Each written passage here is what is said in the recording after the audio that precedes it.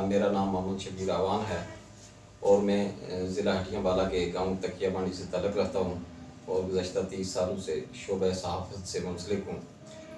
مجھے بڑی خوشی ہوئی کہ اعوان ٹی وی کے نام سے ایک نیا چینل آیا ہے اور میں یہ سمجھتا ہوں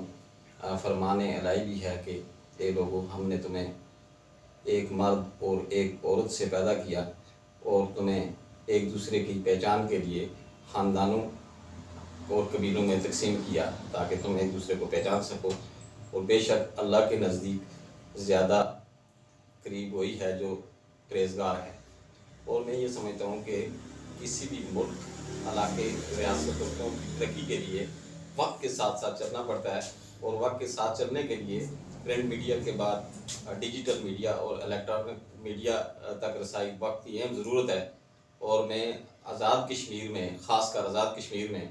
اعوانوں کی ترقی، اعوانوں کے تعارف کے حوالے سے اگر بات کروں تو جناب عبدالکریم اعوان صاحب جو مصنف ہیں، جنہوں نے کتابیں لکھی ہیں، میں سارے دوستوں کو یہی گزارش کروں گا کہ ان کی کتابیں پڑھیں